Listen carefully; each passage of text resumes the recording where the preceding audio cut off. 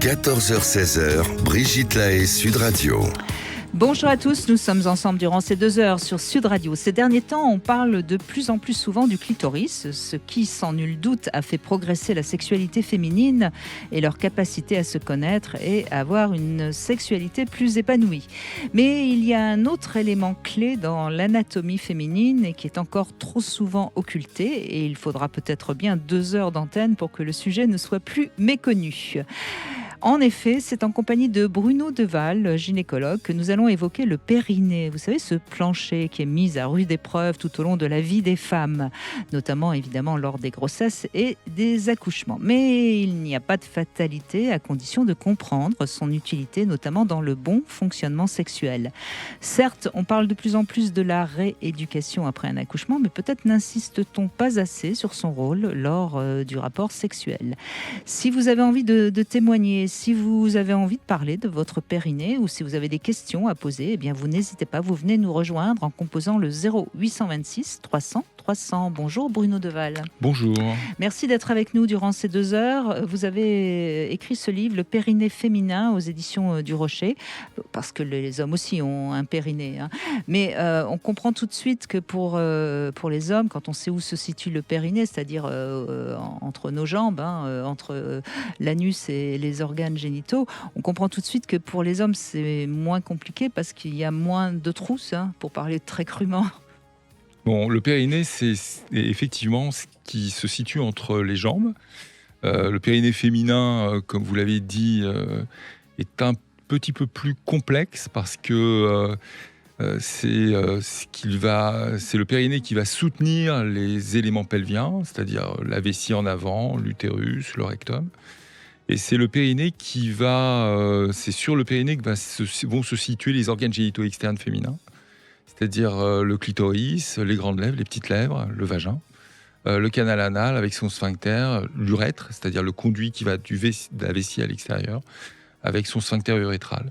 Donc tout ça, ça fait un ensemble. Le périnée, on l'assimile souvent à un muscle, mais c'est pas forcément qu'un muscle. Le terme plancher, souvent, est utilisé bien. aussi. Ça, c'est bien. Plancher pelvien. Donc, c'est très important que le plancher soit solide, parce que quand le plancher n'est pas solide, inévitablement... La maison s'effondre. La maison s'effondre. Voilà, exactement. Donc, ce qui est intéressant dans le périnée, c'est que, malheureusement, nous sommes en 2022, et on n'arrive pas à en parler du périnée. Je vais vous citer une anecdote. J'étais à une signature dans une ville de province, il n'y a pas très longtemps. Et les dames passaient devant la table de la signature. Devant votre livre, donc. C'est ça, elles le regardaient, elles n'osaient pas l'ouvrir. Et paraît-il, dès que je suis parti, elles se sont précipitées pour l'acheter, sans me poser la moindre question, parce qu'elles n'osaient pas, dans cette ville, qui est une petite ville de province, ouvrir le livre, me poser des questions sur le périnée, de peur qu'on ça voudrait parle. dire que dans l'esprit de ces femmes, le périnée, c'est quand même très lié au sexe, je suppose. Pas forcément. Non ? Le périnée, ça peut être honteux aussi. D'accord. Le périnée, ça peut être parce qu'on a des fuites urinaires, parce qu'on a une descente d'organes, parce qu'on a une D'ailleurs, incontinence anale. c'est un peu ce que j'ai trouvé déprimant en lisant votre livre, Ah oui. Bruno Deval, parce que quand vous annoncez tout ce qui peut arriver quand le périnée ne fonctionne plus, et le nombre de femmes qui sont... une femme sur 4 dans la population générale. C'est énorme. Une Oui. femme sur 4 qui a des problèmes d'incontinence, que ce soit urinaire ou anal, ou anal. 10% de la population générale, ou de descente d'organes, ou de hernie génitale, 5% de la population générale. Mais c'est pas seulement ça, le périnée. Le périnée aussi, c'est le plaisir. Oui, et c'est peut-être aussi sur ce point-là qu'on va insister dans cette émission. Enfin, on verra en fonction des témoignages. Bien sûr, je vous invite, mesdames, à venir parler de votre périnée, même si vous ne savez pas de quoi on parle. Eh bien, on va vous éclairer. Ce qui est important à comprendre, c'est qu'évidemment, la grossesse, l'accouchement mettent à mal ce plancher. Oui, il faut savoir le prévenir lorsqu'il y a des événements qui viennent garnir la vie périnéale, c'est-à-dire les grossesses, les accouchements, l'avancée en âge, la découverte de la sexualité. Il faut connaître son périnée. Pour connaître son périnée, il faut faire des gestes simples de rééducation du périnée, de contraction du périnée, le gainage par exemple. Le gainage, c'est très bien, parce que ça permet de contracter 11 chefs musculaires, dont les muscles périnéaux. Faire des abdominaux, c'est très bien, parce que quand vous faites des abdominaux, en même temps, vous travaillez vos muscles du périnée En profondeur. profond et du périnée superficiel. Et tout ça, ça participe à la prévention de pathologies périnéales. Plus vous travaillez votre périnée, moins vous aurez de soucis périnéaux. De soucis pelvis-périnéaux. Et donc, vous pourrez avoir une vie normale jusqu'à très tard, oui. parce que c'est ça qui est problématique. On peut imaginer qu'une femme qui a des fuites urinaires, sa sexualité, elle a plus très envie de... Exactement. Par exemple. Exactement. Et alors, ce qu'on ne dit peut-être pas assez, et je ne sais pas si vous connaissez Bernadette de Gasquet, qui fait beaucoup pour les femmes et pour notamment le périnée, elle dit que, par exemple, tous les sports de saut, etc., sont très mauvais pour des jeunes filles, parce que ça fragilise trop vite déjà le périnée. Vous êtes d'accord avec ça? Alors, il y a un chapitre sport et périnée. Il y a 2 types de sports. Il y a le sport de haut niveau et le sport de masse. Vous savez, vous promenez dans les rues de Paris ou vous... Marcher, ça va, c'est bon. Marcher, ça va. Mais quand vous promenez dans les rues de Paris, vous avez des tonnes de femmes qui courent. Et effectivement, la course, les sports à coups, c'est des événements qui peuvent fragiliser le périnée. Il se trouve qu'à l'INSEP, je suis assez ami avec Carole Mestre, qui est la gynécologue des sportives de haut niveau. Et lorsqu'on pose les questions aux sportives, on leur dit: est-ce que vous avez des fuites pendant vos activités de judo, de trampoline, d'athlétisme? Elles disent: ah non, je n'ai pas de fuite. Mais quand on leur donne un questionnaire, un auto-questionnaire qu'elles remplissent, on retrouve que 80% des sportifs de haut niveau ont des fuites urinaires au cours de l'entraînement ou au cours de la compétition. Il faut savoir... Alors qu'elles sont encore assez jeunes. Exactement, alors qu'elles n'ont pas de facteur de risque. Et en fait, lorsqu'elles abandonnent la compétition, elles abandonnent le risque d'hyperpression, donc le symptôme d'incontinence urinaire. Et le seul facteur de risque que l'on retrouve à 10 ans, 20 ans, chez les patientes ou chez les femmes qui ont participé aux Jeux Olympiques, c'est la prise de poids. Donc, il ne faut pas qu'elles prennent du poids. Il faut que lorsqu'elles font de la compétition... Et d'ailleurs, vous le dites dans votre livre, les ennemis du périnée, c'est l'obésité, l'alcool et la cigarette. Oui, c'est la surcharge pondérale. La surcharge pondérale, c'est pas très très bon. C'est surtout aussi les variations pondérales. Lorsqu'une patiente est opérée, on lui dit surtout ne faites pas de variations pondérales, c'est-à-dire ne maigrissez pas trop ou ne grossissez pas trop. Vous êtes à 90 kg pour 1m70, peu importe, restez à ce poids-là, c'est très bien. D'accord. Le fait de maigrir quand on est faut pas trop un maigrir. Petit peu non, forte, faut pas trop maigrir. C'est pas bon non plus. Non. D'accord. Et alors, évidemment, on peut comprendre aussi que si on n'a pas un périnée qui fonctionne bien, ou si on n'est pas consciente de son périnée, la sexualité n'est pas forcément non plus très consciente. Enfin... Alors, là, je voudrais préciser quelque chose. Dans tous les sites, vous trouvez des informations selon lesquelles, si vous n'avez pas un périnée fort ou en béton, votre sexualité est altérée. La sexualité de la femme, mais non, c'est faux. Parce que la sexualité de la femme, c'est 4 choses: le désir, l'excitation, l'orgasme et le bien-être. Et il se trouve que les femmes qui ont des descentes d'organes, des troubles de la statique pelvienne, lorsqu'on leur pose la question: est-ce que vous avez une sexualité altérée? Alors peut-être qu'elles n'osent pas, mais elles nous répondent: non, tout va bien. Elles peuvent avoir une sexualité. Donc, c'est pas parce que vous avez un périnée qui est un peu fatigué que vous ne pouvez pas avoir une sexualité épanouie. Oui, et puis on sait que, vous dites encore une fois je crois qu'il y a 30 ou 40% de femmes qui ont des problèmes de désir, et ça on le sait, c'est pas forcément à cause de leur périnée. Bien sûr que non. Bien sûr que non. Mais peut-être que de prendre conscience de cette partie particulière de notre anatomie, ça nous fait aussi être plus en paix avec notre corps, plus en lien avec notre corps, et notamment avec le vagin, parce que moi, j'ai toujours pensé que les boules de geisha, les œufs vibrants, tout ça, c'est des choses qui permettent c'est très bien. de mieux comprendre comment fonctionne justement le vagin et le périnée. Oui, mais tout à fait, vous avez tout à fait raison.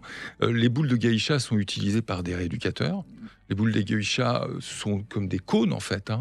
les patientes prennent conscience qu'elles ont au niveau des releveurs qui entourent, c'est du diaphragme urogénital, des releveurs qui entourent le vagin, qu'elles ont quelque chose dans le vagin, et elles apprennent à serrer ce qui est dans le vagin.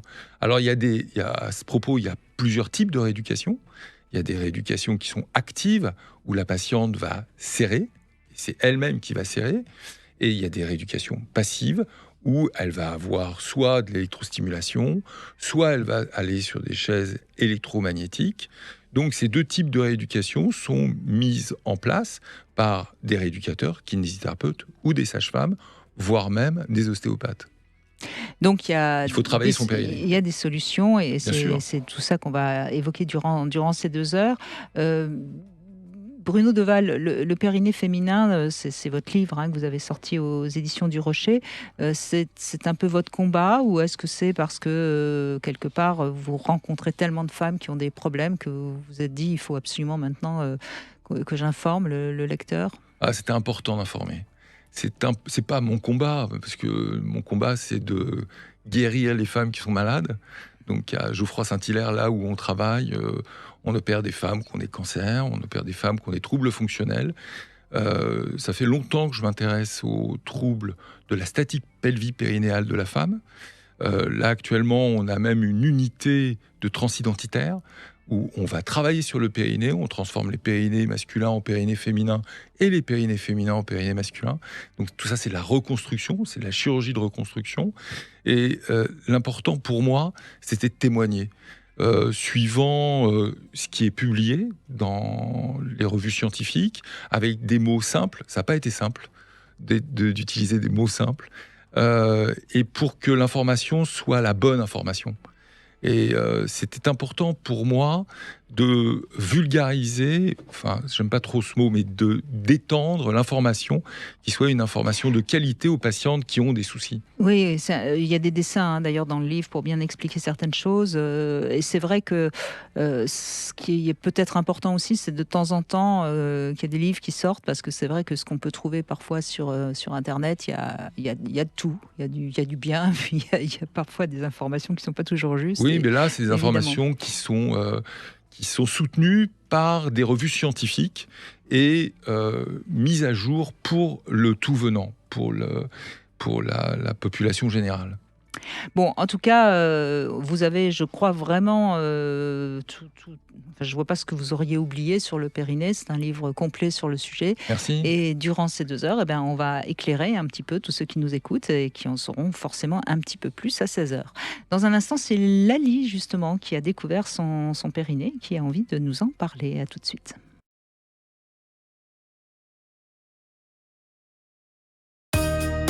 14h-16h, Brigitte Lahaie, Sud Radio. C'est en compagnie de Bruno Deval, gynécologue, obstétricien, cancérologue et auteur de ce livre, Le périnée féminin, que justement nous en parlons durant ces 2 heures du périnée. C'est avec Lali que nous allons commencer. Bonjour Lali. Bonjour. Merci d'être avec nous. Donc c'est quand vous étiez enceinte que vous avez entendu parler de la première fois de votre périnée, c'est ça ? Tout à fait. En fait, lorsque j'ai rencontré donc la sage-femme pour ma première grossesse, elle m'a expliqué l'intérêt que j'avais sûrement par la suite, après mon accouchement, de faire des séances de rééducation du périnée. Et du coup, je me suis intéressée effectivement, même durant la grossesse, à masser, etc., mon périnée, parce que je ne pensais pas que ce soit important. Et là, j'en ai pris conscience. Voilà, donc j'ai eu ma première grossesse, mon premier enfant, j'ai fait des séances de rééducation. Alors vous aviez quel âge à ce moment-là ? Alors moi j'avais 35 ans. C'est fou, 35 ans, donc on voit bien, les femmes ne connaissent pas, n'ont jamais encore entendu parler du périnée. Complètement. Notamment effectivement de l'importance de le contracter, décontracter, etc. Moi c'était des choses, même durant mes rapports, c'était pas quelque chose où j'y faisais du tout attention, quoi. Et par la suite, après avoir eu cette rééducation, j'ai commencé effectivement à conscientiser mon périnée, d'où le fait que, effectivement, c'était pour moi beaucoup plus épanouissant même durant mes rapports. Et puis, lors de ma deuxième grossesse, j'ai à nouveau travaillé le massage et j'ai fait la rééducation à l'issue de la seconde grossesse. Et voilà. Est-ce que vous avez, bonjour Lali, est-ce que vous avez fait votre rééducation en cours de grossesse? Là, en fait, il n'y avait pas une véritable rééducation, il y avait juste des massages qui m'étaient préconisés par ma sage-femme. Ah, c'est bien ça. Est-ce que vous avez eu une épisiotomie? Alors très peu, oui. J'ai eu que 2 points. Ah, c'est bien. Donc vous n'avez pas été coupé, le périnée superficiel n'a pas été coupé pour le passage du bébé. Pas du tout. Ah, bah pour c'est la bien première, ça. Voilà. Pour le premier bébé, juste une toute petite épisio, 2 petits points. Et le deuxième, il n'y en a pas eu du tout. Et ça, vous l'attribuez au fait que pendant votre grossesse, vous avez préparé votre périnée, vous l'avez massé. Et est-ce que vous pouvez nous expliquer comment vous avez fait en pratique? En fait, elle m'avait enseigné avec les mains, donc avec mes 2 doigts, l'index et le majeur, de masser la partie à l'intérieur de mon vagin, en fait, hein, la partie première. Sur la face postérieure de la vulve, en fait. C'est-à-dire que vous mettiez les doigts sur la face postérieure de la vulve et avec de l'huile, vous passiez vos doigts pour assouplir le périnée superficiel pour qu'il n'y ait pas justement d'accident à l'expulsion du nouveau-né. Voilà. C'est bien ça, voilà. C'est tout à fait ça. C'est tout à fait ça. Et vous parliez dans le vagin aussi? Alors oui, moi je mettais également mes doigts un petit peu à l'intérieur.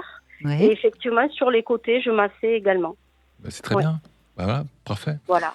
Et ça, c'est que- grâce à une sage-femme. Hein, bravo. Complètement. Bravo, Complètement. Vous pouvez la remercier, hein, Lali. Tout à fait. Tout à fait, c'est grâce à elle. Ça, c'est sûr, je ne l'avais lu. Et vous lu, pensez, nulle part. justement, quand on entend le témoignage de Lali, formidable, hein, elle a réussi à accoucher sans une épisiotomie trop mutilante. Et vous pensez, Bruno Deval, que ce serait grâce à ces clairement. massages? Clairement, Mais parce alors, qu'il y attendez, a... moi, il y a- ça m'énerve quand j'entends des choses pareilles, parce qu'on ne pourrait pas prévenir toutes les femmes, non Mais c'est ce qui est fait. C'est-à-dire qu'il y a une évidence scientifique avec des groupes de femmes qui se massent et des groupes de femmes qui ne se massent pas. Et celles qui se massent n'ont pas de lésions, celles qui se massent pas ont des lésions. Ça, c'est une vraie évidence scientifique. Donc la recommandation, c'est pendant les grossesses, premièrement, il faut se masser le périnée, et deuxièmement, il faut faire des séances de rééducation. À partir de la 32e Peut-être que le semaine... partenaire peut masser aussi. Mais bien évidemment, N'est-ce pas allons-y. Allons-y. Allons-y. Et donc, à partir de la 32e semaine, il faut faire 3-4 séances de rééducation périnéale du périnée profond pour que les femmes apprennent à contracter leur périnée en cours de grossesse. De cette façon-là, au décours de la grossesse, après l'accouchement, elles auront moins de problèmes de troubles de la statique pelvipérinéale. Et en plus, j'imagine, Lali, que c'est plus facile d'accoucher si en effet tout ça est un peu plus souple. Exactement. Oui, Alors, Je le suppose, pardon. oui, allez-y, Lali, vous êtes avec nous. Et donc, sur le plan de votre sexualité aujourd'hui, alors j'imagine aussi qu'il y a eu un avant et un après. Complètement. C'est vrai qu'aujourd'hui, je contracte des choses que je faisais peut-être sans conscience. Aujourd'hui, je le fais en conscience parce que j'ai du plaisir. Et je sais que pour moi, ça me procure... oui. Vous voulez dire que vous ressentez mieux le pénis de votre compagnon? Complètement. Et lui doit apprécier aussi ces sortes de massages vaginaux que vous lui faites quand vous faites l'amour. Complètement. C'est vrai qu'il le ressent aussi. Et du coup, mais ça aussi, je le dois à toute cette conscientisation, en fait, liée à ces massages, à cette rééducation, voilà, à une partie de mon corps dont je ne prenais pas soin et où j'ai compris que il était important d'en prendre. Alors, on ne peut pas dire que vous ne preniez pas soin, mais en tout cas, vous n'étiez pas... Bon, de toute façon, vous n'étiez pas informé, encore une fois. Je ne vois pas tellement où et quand on informerait les femmes qu'elles ont un périnée. Alors, ça commence quand même un petit peu à se dire, mais c'est pas... on pourrait, hein, d'ailleurs, pendant les cours de gymnastique, par exemple... bien sûr, mais c'est fait, non? Non, c'est pas fait. Non, ça m'étonnerait que ce soit fait. Et quant au cours d'éducation sexuelle, c'est certainement pas non plus. Hein. Alors, je voudrais simplement revenir sur l'épisiotomie. Vous savez que Lali, avant, l'épisiotomie était systématique pour les primipares dans certaines maternités. Et maintenant, lorsque l'on fait une épisiotomie à une patiente qui va accoucher, on lui demande la permission. On lui dit, voilà, est-ce que vous permettez que je fasse une épisiotomie, parce que c'est à la discrétion quand même de l'obstétricien, de l'accoucheur, et avec l'accord de la patiente. Mais pour l'épisiotomie, c'est comme pour beaucoup de choses, c'est pas tout blanc ou tout noir, quoi. Il faut pas être pour à 100% ni contre à 100%, j'imagine. Eh bien, il y a certains qui sont contre à 100%. Oui, je sais, non, ma mais chère ça, Brigitte, parce je que sais bien. l'épisiotomie... Mais il y a beaucoup de femmes aujourd'hui qui se révoltent justement contre l'épisiotomie. Mais il faut attention, parfois elle est nécessaire. Oui, bien sûr. Ah oui, oui, oui, oui. C'est à la discrétion de l'obstétricien qui voit le périnée souffrir. À ce moment-là, il fait son épisiotomie pour élargir la surface d'expulsion. Mais il faut demander à la patiente, il faut lui dire, voilà, est-ce que vous acceptez le fait que l'on fasse une épisiotomie ? Il faut savoir que l'épisiotomie ne protège pas de l'incontinence urinaire et de l'incontinence anale. C'est pour ça que l'épisiotomie n'est plus systématique et que l'on prévient le périnée des patientes avec le massage périnéal, comme le dit Lali, en cours de grossesse et la rééducation périnéale en cours de grossesse. Écoutez, merci Lali, parce que c'est bien de démarrer avec un témoignage aussi positif merci, sur le périnée. Merci Merci beaucoup d'avoir pris la parole et de nous avoir raconté votre parcours. Espérons qu'il y a d'autres femmes qui ont ce même parcours. On va faire une petite pause et puis nous allons retrouver notre Sexy News, Philippe Breneau, néosexe. De quoi nous parle-t-il encore, Philippe ?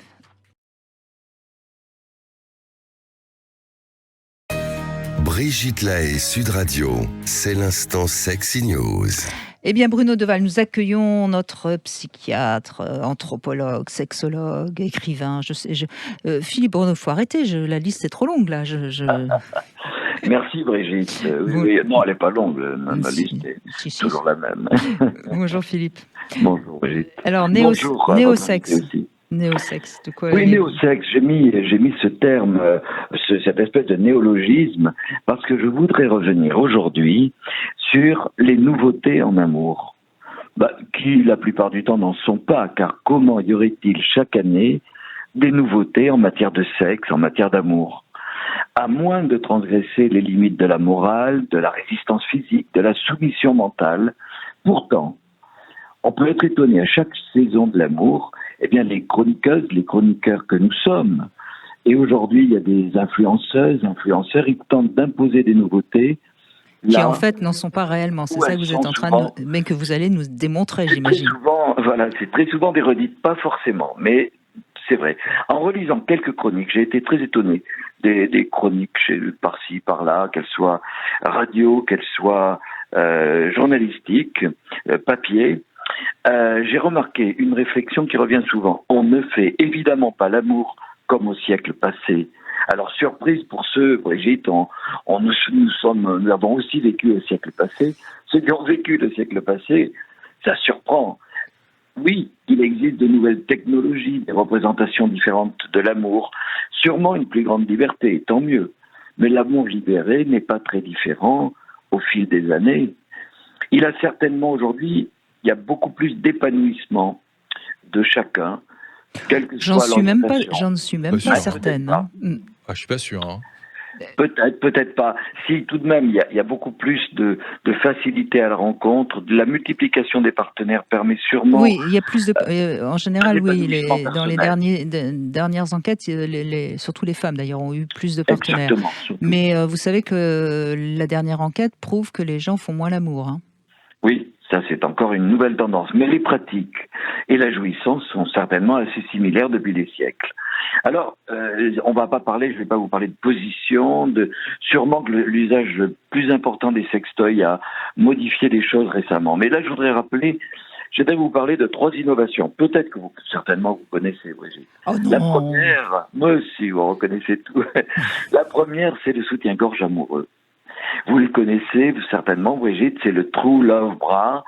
C'est ce soutien-gorge de l'amour vrai, inventé en 2014. Non, mais je ne connais pas. Racontez-moi. Non, je ne connais pas. Allez-y, Philippe. Inventé par une société japonaise de lingerie, c'est un soutien-gorge intelligent qui détecte le véritable amour, True Love. Il ne peut s'ouvrir ou se fermer qu'en fonction des sentiments. Il y a une petite puce dans l'un des 2 bonnets qui va ouvrir, c'est-à-dire c'est couplé à une application téléphonique.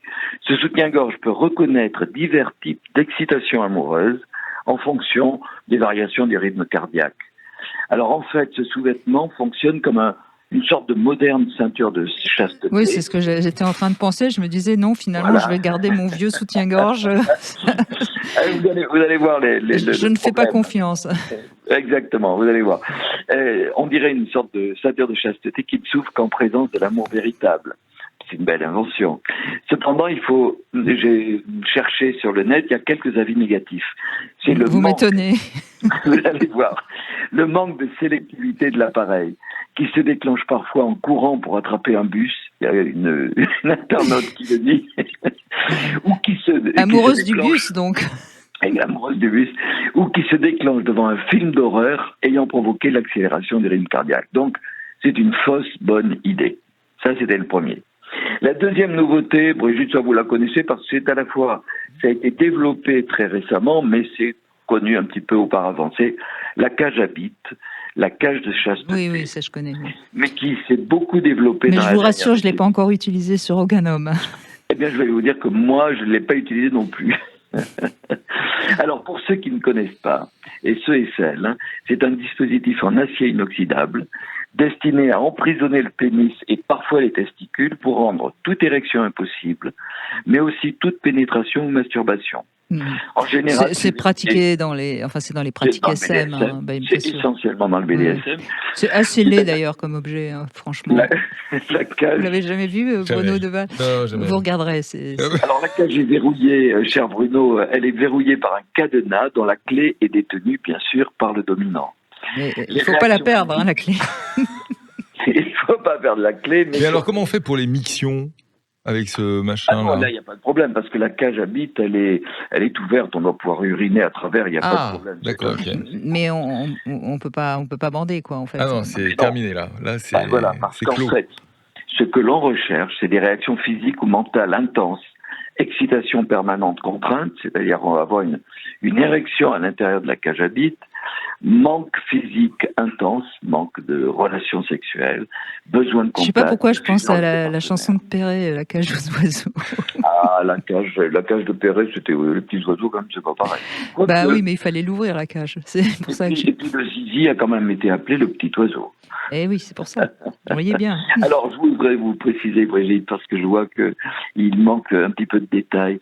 Et je vous le donne en mille. Il y a une extension, une cage à bites particulière qui existe en modèle électrique, munie d'électrodes amovibles discrètes pour stimulation du pénis par le dominant. C'est quand même compliqué. Ah, mais ça doit faire mal, ça, non? Enfin, je sais pas. C'est fait pour. Non, pas forcément. Donc ça fait mal ou ça fait pas mal? Ça fait mal ou pas? J'imagine, puisque c'est fait pour. Ah, c'est fait pour faire mal. Ah oui, d'accord. Bien sûr, on est dans le BDSM. Alors, je voudrais vous conclure sur quelque chose qui permet d'apaiser les fortes excitations. Et alors, je vous propose une crème qui est commercialisée depuis peu. C'est la crème, ça s'appelle la crème après fessée. Alors, c'est une crème américaine, ça s'appelle Girls Don't Cry. Les filles, ne pleurez pas. C'est évidemment, c'est pas une formule révolutionnaire, mais le seul nom sur l'emballage lui confère la vertu apaisante d'un baume sensuel, puisqu'il vient de clore une partie de BDSM, ou alors, moi je le dis d'ailleurs aux auditrices, aux auditeurs, le BDSM soft qui est tout à fait licite, de la fessée érotique à la main, au fouet de satin, à la baguette douce, et à ce moment-là, c'est vrai que la crème après fessée peut être une délicieuse conclusion d'un moment érotique. Voilà, Brigitte, mes 3 innovations d'aujourd'hui. Je vous les laisse, Philippe Bruno. Je vous les laisse. Je vais rester finalement très, très classique. Ça m'ira très bien. Même la crème après fessée. Oui. Je l'ai déjà dit à l'antenne, je déteste les fessées, moi. C'est pas la peine d'essayer. Je peux vous poser une question?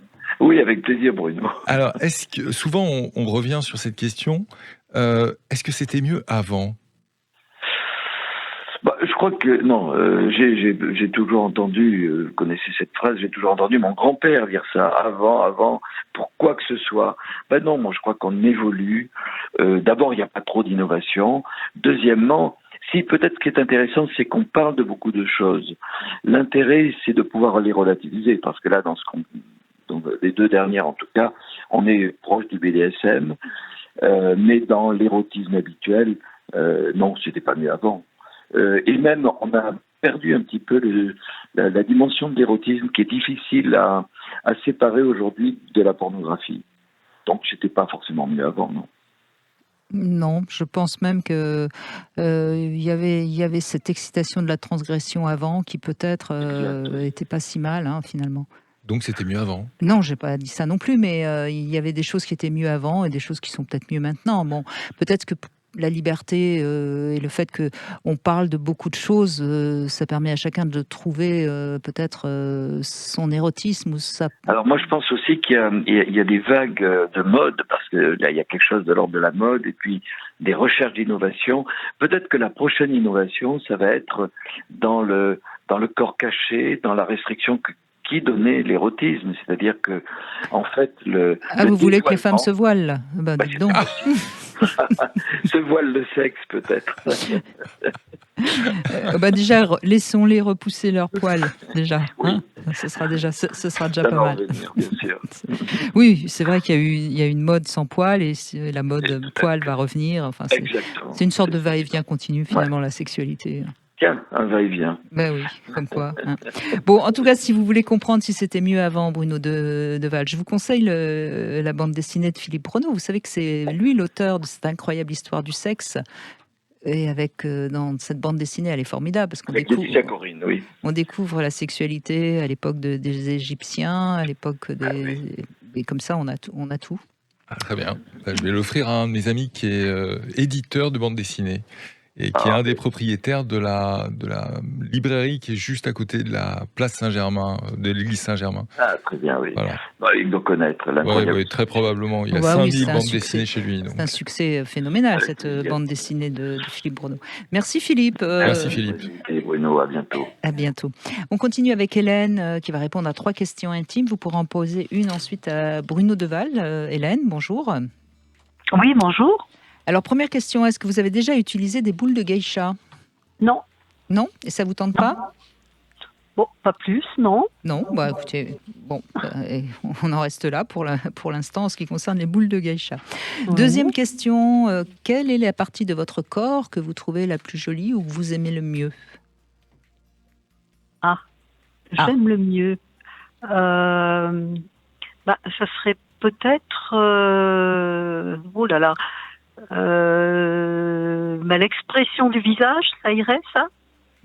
Oui, pourquoi pas? Vous aimez votre visage? Vous avez un visage expressif, c'est ce qu'on vous dit? Je pense, vu la réaction des gens, oui, je crois. Bon. Mais il a de l'âge aussi maintenant. Vous savez, les rides peuvent être séduisantes, Hélène. Oui, si on veut. Oui. Si. Je m'en passerai, disons. Mais oui, je crois que c'est ce qui peut-être attire les autres, oui, peut-être. C'est ce qui fait votre charme. Femmes. Bon. Je pense, oui. Bon, alors puisque vous avez du vécu, dernière question. Vous avez plutôt eu 1 ou 100 partenaires? On va dire, je sais pas, 30 peut-être. Ah, pas mal, c'est pas mal. Oui, j'ai pas fait le compte. Je me disais qu'il faudrait que je le fasse un jour. C'est difficile, parce que. Oui. Bon, mais enfin bon, vous êtes au-dessus de la moyenne largement. Non, pas plus de 30 quand même. C'est déjà pas mal. Eh bien, vous pouvez poser une question à Bruno Deval. Il vous écoute. Allez-y. Ah, quelle question je vais pouvoir poser? Bonjour, madame. Oui. Bonjour. Je sais pas, si vous n'êtes pas obligé, c'est comme vous voulez. J'ai pas préparé de questions à poser. En tant que femme, vous avez un gynécologue en face de vous, profitez-en, posez-lui une question. C'est intéressant là tout d'un coup. Oui, surtout les gynécologues qui se font rares actuellement. Où est-ce que vous habitez, madame? J'habite l'Ardèche. Ah, très bien, à Vallon-Pont-d'Arc, les gorges de l'Ardèche. Pas tout à fait, oui. Alors allons-y. Est-ce que vous avez des soucis de troubles pelvipérinéaux? Est-ce que vous avez des douleurs, Non, pas du tout. Des problèmes de fuite urinaire, de constipation? Non, mais elle a beaucoup pratiqué, Hélène, alors ça va bien. Donc, est-ce que vous entretenez votre périnée? Est-ce que vous faites de la rééducation périnéale, de l'auto-rééducation? Je fais du yoga où on travaille. Voilà. Oui. Ah, super. Oui. Voilà. Est-ce que vous faites du pilates? Est-ce que vous faites du gainage, des choses comme ça? Je fais du yoga, fais d'autres sports, mais pas de pilates. Qu'est-ce que vous faites comme sport? Est-ce que vous marchez? Est-ce que vous faites de la natation, du vélo? Je fais de la natation, je fais de la randonnée, et là j'arrive du ski. Vous arrivez du ski? Ah, vous arrivez du ski. Alors ça, c'est l'exemple de sports qui ne sont pas délétères pour le périnée. Ce sont des sports portés, le ski, la natation, le vélo, le yoga, le pilate. C'est des sports qui sont excellents pour le périnée féminin. Parce que les sports qui sont des sports dangereux sont les sports à à-coups. Par exemple, le trampoline, c'est pas très bon. C'est même très mauvais. D'accord. Voilà. D'accord. Voilà. Bon, mais d'ailleurs, je n'aime pas les sports à coups. Même la course, je fais beaucoup de marches, de randonnées, de trek, de choses comme ça. Bien. Mais les sports à coups, je n'aime pas. Je ne sais pas courir, je n'aime pas. Voilà. Et est-ce que quand vous marchez, est-ce que vous avez des bâtons? Vous savez, la marche nordique? Oui. Ah ben c'est très bien. Voilà, ça vous permet de griller un peu plus de calories. Et en plus, ça vous permet de protéger encore plus votre périnée parce que la marche est moins à à-coups si vous avez des bâtons que si vous n'en avez pas. Oui, mais même les jeunes maintenant prennent des bâtons. Mes enfants prennent des bâtons aussi pour randonner. Oui. Quand vous dites que vous revenez du ski, vous faites du ski alpin, du ski... Bon, je vais vous laisser tous les deux, et puis vous allez partir en voyage ensemble, c'est bon. Pourquoi pas, n'est-ce pas Oui, je rentre des pistes là, il y a pas très longtemps, oui. Et ben voilà, c'est très bien le ski alpin. Le ski alpin, le ski de fond et le ski de randonnée, c'est des très bonnes activités, ma chère Brigitte. Et le sport en chambre. Mais, faites du sport en chambre quand même, Hélène, j'espère. Pour ça.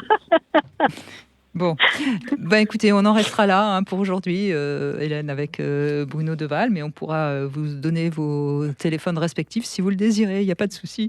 On est très libre dans cette émission sur Sud Radio.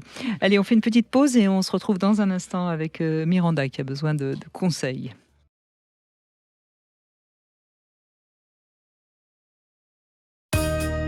– 14h-16h, Brigitte Lahaie, Sud Radio. Bruno Deval est avec nous, gynécologue, auteur de ce livre « Le périnée féminin ». C'est aux éditions du Rocher où vous avez toutes les informations sur votre périnée. Et Miranda est avec nous et je crois que vous avez besoin de conseils. Bonjour Miranda. Bonjour Brigitte, bonjour Bruno. Bonjour Miranda. Oui, alors effectivement, moi j'ai le problème inverse avec le périnée qui n'est pas du tout relâché mais qui est plutôt trop tendu. Je suis une ancienne prof de sport. Et c'est vrai que j'ai accordé beaucoup de soins à mon périnée et au périnée aussi de mes élèves. Effectivement, j'ai développé un réflexe. En réalité, je me suis tellement intéressée suite à mon premier accouchement à mon périnée qu'en fait, j'ai développé une sorte de réflexe, un automatisme qui est complètement maintenant inconscient. C'est-à-dire que j'ai tellement appris, par exemple, quand je marchais dans la rue, je me disais, bon, allez, jusqu'au poteau, tu serres le ventre et tu remontes ton périnée, tu relâches, etc. Et en fait, c'est devenu, voilà. Et souvent, je m'aperçois que même lorsque dans la vie de tous les jours, quand je pense à mon périnée, en fait, je le contracte naturellement. Et ce qui m'occasionne, en fait, j'ai des problèmes de miction. C'est-à-dire que je suis vraiment obligée de respirer et de relâcher en réalité pour aller aux toilettes et même pour les rapports. Oui, exactement. Et même pour les rapports également, je suis vraiment obligée de me relâcher, d'être super détendue parce que de façon naturelle, j'ai le sentiment que en fait mon plancher pelvien est très très tonique. Vous voulez dire que pour être pénétré, vous êtes obligé de vous relâcher, sinon ça c'est un peu serré, c'est ça? Exactement. Exactement. Bon, les mictions sont difficiles, c'est ça que vous voulez dire? Le jet mictionnel est compliqué. Et vous changez de position quand vous avez une miction?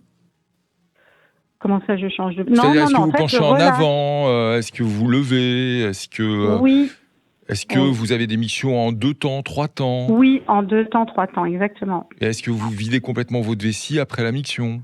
Eh ben justement, c'est ça en fait. Il faut apprendre à vous relâcher. La vessie, c'est un organe qui est autonome. Donc alors surtout, il y a 2 choses. Premièrement, il ne faut pas pousser quand on fait pipi. Ça, c'est la première chose. Et la deuxième chose, c'est qu'il ne faut pas faire le pipi stop. Parce que le pipi stop, vous savez, c'est les femmes qui, pour soi-disant se rééduquer. C'est surtout les hommes à qui on conseille ça pour. Je vous en prie. Non, mais en sexologie, c'est plutôt un exercice qu'on va donner aux hommes. Ah bon? Pour maintenir mieux leur érection, etc. Ah, alors je vous l'apprends. Mais c'est bien, je vous l'apprenais. Donc à deux, on va y arriver. Donc ce que l'on conseillait avant, dans le cadre de la rééducation périnéale, c'est d'arrêter sa miction en cours de miction. Ça, faut pas le faire, parce que ça donne ce qu'on appelle des dyspnées. Ah bah non, faut pas le faire ça. Ah, faut surtout pas le faire. Mais vous le faisiez parce que justement, vous pensez que c'était bon pour votre périnée, c'est ça? Exactement. C'est le stop and go. C'est ça. Faut s'arrêter. Non, il faut arrêter de faire ça. Il faut laisser votre vessie se vider. Il faut être patiente. Et puis, il y a un moment, la vessie va réapprendre à se vider spontanément. Quelle que soit votre position, vous arrêtez les pipi-stop. Ça, c'est le premier point. Le deuxième point, c'est la douleur à la pénétration. C'est ça? Alors, la douleur, non, parce qu'en fait, je me prépare. Je veux dire, avec les préliminaires, etc., on se prépare. Donc, non. Mais si vous voulez, il y a des moments comme si, en fait, j'avais une contraction... Réflexe. Exactement. Ça arrive. Ça arrive. Et il faut, dans ces moments-là, expirer. C'est ce que j'essaye de faire. Je respire et je me détends. Vous expirez, et si vous expirez, vous savez que la contraction, il y a 2 diaphragmes dans l'organisme. Il y a le diaphragme entre le thorax et l'abdomen, et il y a le diaphragme urogénital. Et lorsque vous expirez, vous mobilisez votre diaphragme thoraco-abdominal, et de fait, de façon synchrone, vous allez mobiliser votre diaphragme urogénital et vous détendre. Donc, lorsque vous sentez une contraction venir lors de l'activité sexuelle, expirez. Détendez-vous, expirez. Vous faites du yoga ou pas? Oui, je fais justement de la sophrologie et du yoga également. C'est parfait, c'est parfait. Oui, c'est pour ça que j'ai bien conscience maintenant de mon périnée et que j'arrive à... Mais effectivement, c'est vrai que de façon naturelle, je fais les relâchements sous expire. Effectivement, sous expiration. Expiration. D'accord. Oui, tout à fait. La récupération dans l'expiration. Mais il y a certainement eu à la base quand même un besoin un peu de contrôle, non, Miranda? Oui, après, suite à mon premier accouchement en réalité. Alors j'ai un mari qui est kiné, figurez-vous, et quand j'ai accouché, on m'a dit vous verrez avec votre mari. Alors ça c'est vraiment une bêtise, parce que du coup lui il a rien vu du tout, puis c'est pas du tout son.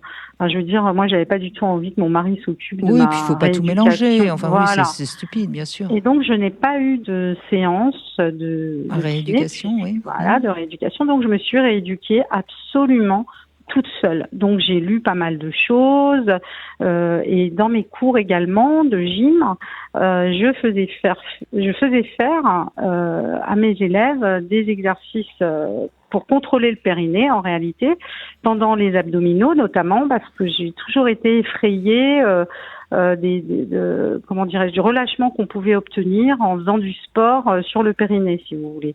C'est dangereux le sport si on ne sait pas contracter son périnée. Et donc j'ai fait beaucoup d'informations là-dessus et moi je me suis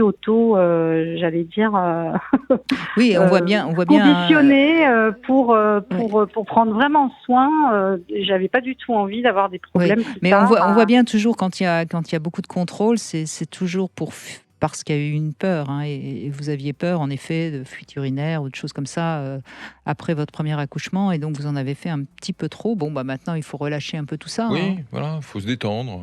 Je pense qu'il n'y a rien enfin, c'est pas grave. C'est pas grave, mais si vous voulez, c'est ennuyant parce que j'ai le sentiment, en fait, que c'est permanent, que je serre, en fait, cette partie-là de mon corps, comme une genre de crispation maintenant. Alors, ce que vous pouvez faire, si vous faites un peu de sophro, vous allez comprendre, c'est peut-être de vous concentrer sur une autre partie de votre corps. Oui, d'accord. Par exemple, pour faire diversion. Oui, pour faire diversion. C'est-à-dire que là, votre tension, elle est toujours au niveau du périnée. Moi, je vous conseille, par exemple, de vous concentrer sur vos épaules pour que vous vous teniez, par exemple, très droite. Parce que tant qu'à faire, autant se concentrer sur quelque chose de positif. On ne va pas se concentrer sur le fait de faire le dos rond. C'est pas bête. Mais vous voyez, vous vous concentrez. Oui, et petit à petit, votre corps, parce que le corps, comme je le dis souvent, il est à la fois bête et intelligent.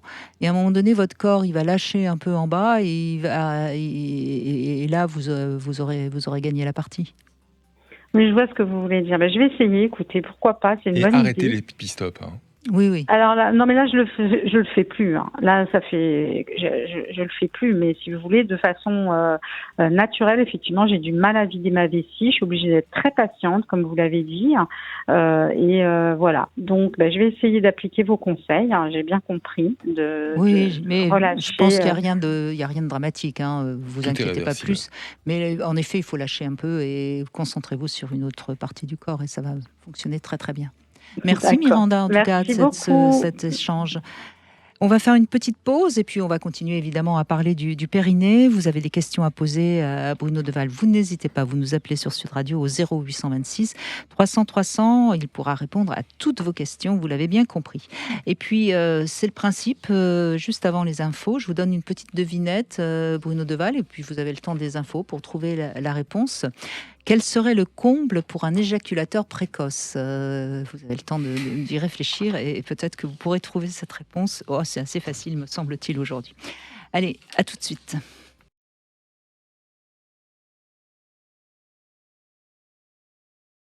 – 14h-16h, Brigitte Lahaie, Sud Radio. Et nous évoquons aujourd'hui le périnée féminin. On pourrait aussi parler du périnée masculin, messieurs. Si vous avez envie d'en parler, vous pouvez également nous appeler sur Sud Radio au 0826 300 300. En tout cas, c'est à l'occasion de la sortie de ce livre, Le périnée féminin aux éditions du Rocher. Et c'est Bruno Deval qui est avec nous, gynécologue, obstétricien, peut donc répondre à toutes les questions des femmes qui nous écoutent et qui ont envie justement d'avoir plus de renseignements sur cette partie particulière de notre anatomie. Rappelons peut-être où il se trouve pour ceux qui peut-être n'étaient pas à l'écoute tout à l'heure, Bruno Deval. Le périnée féminin, comme le périnée masculin, c'est la partie tissulaire anatomique qui est entre les jambes et qui soutient la vessie, l'utérus et le tiers supérieur du vagin pour les femmes et le rectum, et la vessie et le rectum pour les hommes. La petite devinette du jour, quel est le comble pour un éjaculateur précoce ? Bruno Deval. C'est de combler le vide. Pourquoi pas ? En tout cas, c'est de trouver le temps long, la bonne réponse, évidemment. Évidemment. Bonjour Nathalie. Bonjour Brigitte, bonjour docteur. Bonjour madame. Alors j'avais une question par rapport, pendant l'acte sexuel, j'ai des inquiétudes par rapport à certaines positions. Lorsque l'on est en va-et-vient, il se produit des bruits incontrôlables, de surcroît, qui ressemblent à des flatulences au niveau du vagin, et c'est désagréable. Ça vous dérange, oui. Je ne sais pas si on peut contrôler ou, donc du coup je suis pas libérée, je suis pas complètement détendue par rapport à ça, à cette situation. J'aimerais savoir si on peut agir ou faire quelque chose. Alors c'est quelque chose qui peut arriver assez souvent, Nathalie. Bruno Deval ? Alors c'est assez fréquent en fait. C'est la bonne question. Ce qui vous arrive, ça survient pour des patientes qui ont accouché, généralement. Elles ont un cortège de symptômes entre le bruit aérique, le manque de congruence du vagin, l'impression d'avoir une béance vaginale ou de ne pas sentir le sexe du partenaire. Et ça, bien évidemment, ça les inquiète. Ça a un retentissement sur la qualité du rapport sexuel. Et la seule et unique thérapeutique que l'on ait pour l'instant, c'est de multiplier les séances de rééducation périnéale. Vous savez que le périnée est constitué de 2 couches, une couche superficielle et une couche profonde. Et c'est la couche profonde qui va vous permettre de diminuer le hiatus, c'est-à-dire le trou du vagin, et d'avoir une meilleure préhension du sexe de votre partenaire. En fait, c'est de l'air qui provoque ce bruit. C'est parce qu'il y a de l'air qui arrive à passer, si je puis dire, entre les muqueuses. Parfois, je trouve que de mettre un peu plus de lubrifiant, ça peut atténuer. Je ne sais pas ce que vous en pensez. Pourquoi pas ? Faut tout essayer. Pourquoi pas ? Ouais. Alors, moi, je suis contre le laser. Hein. Vous savez qu'il y a une grande mode du laser vaginal qui a tendance d'après les défenseurs et les pros du laser vaginal, à diminuer la taille du vagin et à rétrécir la taille du vagin et donc d'améliorer la qualité des rapports sexuels. L'effet du laser est en règle générale à court terme, et à plus long terme, c'est-à-dire à plus de 3 mois, cet effet disparaît.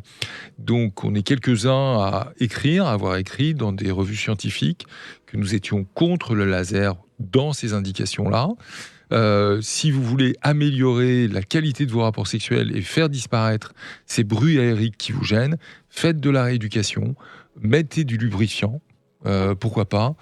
Peut-être privilégier des positions où vous avez remarqué que certaines positions, ces bruits disparaissent. C'est le seul et unique conseil qu'on ait à vous donner, c'est travailler vos muscles périnéaux. D'accord. Et puis des positions où vous aurez les jambes un peu moins écartées, par exemple, ça peut peut-être aider. Hein, bon. Et puis sinon, mettez des boules caisses à votre amant. Hein. C'est dommage parce qu'effectivement, il y a des positions favorites et que du coup. Mais est-ce que ça le gêne, lui ?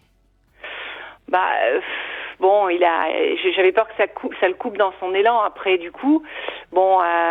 Mais vous répondez pas à ma question parce que vous lui avez pas posé. Non. Et ben voilà. Donc je crois que c'est déjà la première chose à faire, parce que j'entends que ça vous gêne, hein, Nathalie, et c'est clair. Mais je suis pas sûre du tout que lui ça le gêne, et ça vous gêne par rapport à lui. Donc ce serait quand même bien de lui poser la question. Oui, effectivement, oui, déjà. Oui, parce que vous voyez, si lui ça le gêne pas, ou qu'au contraire même ça lui plaît parce qu'il a l'impression qu'il se passe quelque chose, et c'est possible, hein, parce que les hommes ne fonctionnent absolument pas de la même manière dans la sexualité avec leur sens que nous. Donc moi je crois que dans un premier temps, déjà posez-lui la question. Oui, bien sûr, oui, il faut qu'on mette ça à plat. Parce que vous voyez, on peut aussi en faire un peu d'humour, c'est votre vagin qui chante. Hein, Oui, tout à fait, oui. Oui, c'est vrai, ouais. Et au niveau, alors j'ai une autre question. Parce que je sais pas, vous avez peut-être Bruno Deval posé, enfin des hommes qui vous en ont déjà parlé. Est-ce que j'ai pas l'impression que ça gêne tellement les hommes, moi ? Non. En règle générale, quand les femmes se plaignent de ce type de symptômes, elles viennent seules. Elles viennent pas en couple. Oui, donc c'est pour ça, il faudrait déjà... il faudrait que vous posiez la question à votre époux, à votre partenaire, si il a l'impression que votre vagin est un peu plus large ou un peu trop large, et est-ce qu'il s'en plaint ? Alors peut-être que par discrétion... pour éviter de vous choquer, il s'en plaindra pas, mais rentrez dans la discussion, c'est une très très bonne idée de Brigitte. Il faut partager ces moments-là, et ça peut être une nouvelle étape dans votre sexualité avec votre partenaire.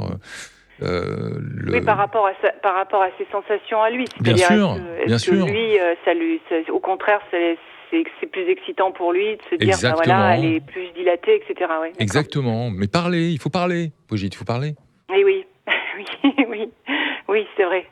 Il n'y a pas trop surtout que vous avez l'air d'avoir une sexualité qui fonctionne. Enfin, je veux dire, vous avez... Oui, alors je pense que je suis rentrée en ménopause en plus. Donc du coup, je me demandais aussi par rapport à la sécheresse. Je pense qu'il y a un petit peu plus de sécheresse vaginale, mais du coup... donc lubrifiant, effectivement, il y a peut-être d'autres choses à faire, mais pour l'instant je ne me plains pas, effectivement, j'ai pas de douleur, j'ai pas rien d'autre, hein, et au contraire j'aimerais bien mieux me libérer du fait que je suis rentrée en ménopause, je pense justement, je devrais... Raison de plus pour pas arrêter la sexualité. Déjà, voilà. Après, moi, je suis assez... Je ne sais pas quel est votre avis, Bruno Deval, mais moi, je suis assez pour les traitements hormono-substitutifs. Bien sûr. Il y a des glandes qu'on appelle les glandes vestibulaires, qui sont à l'entrée de votre vagin, les glandes vestibulaires majeures, qu'on appelle les glandes de Bartholin, et les glandes vestibulaires accessoires qui sont autour de l'urètre, qui sont sur le périnée antérieur. Ces glandes participent à la lubrification du vagin. Et ces glandes ont la capacité donc de lubrifier pendant l'acte sexuel et pendant l'excitation. Et la sécrétion diminue lors de la ménopause. Donc, il va falloir trouver des alternatives pour la lubrification de votre vagin. Le traitement hormonal substitutif est une alternative. Vous avez une autre alternative, c'est le Sensilube, que vous mettez sur le gland de votre partenaire, ce qui permet une pénétration plus efficace, plus douce et parfois moins douloureuse. Est-ce que vous vous sentez plus sèche, là, actuellement ? Un petit peu quand même, je dirais, parce que j'ai des petites irritations par moment et je pense que c'est dû à la sécheresse. Ouais. Mais bien, il faut mettre soit de la crème, soit des ovules. Vous avez une gynécologue ou un gynécologue ? Oui, je vais en voir un la semaine prochaine. Très bien, vous ouvrez à votre gynécologue et il trouvera la solution, c'est sûr. D'accord. En tout cas, il faut tout de suite réagir, parce que si vous commencez à avoir des petites irritations, vous ne faites rien, après vous allez avoir des petites douleurs et votre désir va peut-être en pâtir. Donc il faut vraiment réagir. Oui. Et encore une fois, il y a des tas de solutions aujourd'hui. On peut vraiment avoir une sexualité épanouie largement après la ménopause, surtout que vous êtes dans une sexualité active. Hein. Souvent, les femmes qui n'ont plus de sexualité après la ménopause, c'est de toute façon des femmes qui avaient déjà un peu renoncé à la sexualité. Hein. D'accord. Il ne faut pas lâcher. Il ne faut pas lâcher l'affaire. Bon, on va essayer de discuter, de parler. Exactement. Voilà, et ça, je crois que là, vraiment, il faut aborder la question très clairement avec votre partenaire, avec humour. Moi, je pense qu'il faut vous servir de l'humour, parce que visiblement, c'est quelque chose qui est un peu délicat pour vous, que vous avez... Donc, si vous n'arriverez pas à en parler de manière très, très facile. Donc, moi, je vous dis, prenez l'exemple de votre vagin qui chante, et puis demandez-lui si ça le dérange, et puis je crois qu'il faut vraiment oser poser la question. D'accord. Parce que si ça le dérange pas, il faut que vous arrêtiez de vous inquiéter par rapport à ça. Et oui, je veux dire, je suis pas complètement libérée par rapport à ça. Ben non, et puis prendre toutes les positions que je veux, donc c'est et puis dommage. il faut savoir que chez les femmes, l'oreille est très très importante dans le rapport sexuel. C'est-à-dire que si vous entendez un bruit qui vous dérange, obligatoirement, ça vous coupe de votre capacité à monter dans les tours de votre excitation. Exact, oui. Donc, si vous entendez vos bruits, forcément, vous débranchez, vous voyez. Donc, c'est essentiel de comprendre. Si lui, ça ne le dérange pas, eh bien, ça vous dérangera moins, et petit à petit, vous l'accepterez. D'accord. Donc, il faut en parler. D'accord. Voilà. On va faire comme ça. Et puis sinon, tout le reste, ne vous laissez pas, si ça ne va pas, vous en parler à votre gynéco, et elle trouvera, ou il trouvera la solution. D'accord. Je vous remercie. Je vous en prie, Nathalie, merci à vous. Au revoir, Nathalie. Et puis, on va faire une toute petite pause, et puis on va se retrouver dans un instant. Alors, je ne sais pas si vos patients ne vous parlent pas de leurs rêves, j'imagine. Non. Si ? Non. Elles viennent pour des interventions. Ben oui. Donc, on a des rapports qui sont des rapports plutôt des liens qui sont des liens de confiance, parce que le lien chirurgical existe, comme le lien parental. Oui, c'est pas la même chose qu'un gynéco qui juste suit, bien sûr. Moi, je fais pas de surveillance. On les prend en charge avant, même parfois plusieurs fois avant, pour que le lien existe. On les opère et ensuite on les voit une fois après, voire 2 fois, et parfois même tous les ans, parce que dans les interventions où on reconstruit le périnée, eh bien, c'est important d'avoir des résultats à court, moyen et long terme. Bien sûr. Bon, eh bien, nous, on parle aussi des rêves, et dans un instant, eh bien, c'est Emma qui va nous raconter son rêve, et puis on verra si vous avez... Comment on l'interprète. Absolument. Mais vous avez évidemment, vous pourriez peut-être avoir une intuition, et vous pourrez nous la donner. On fait une petite pause, et on se retrouve dans un instant.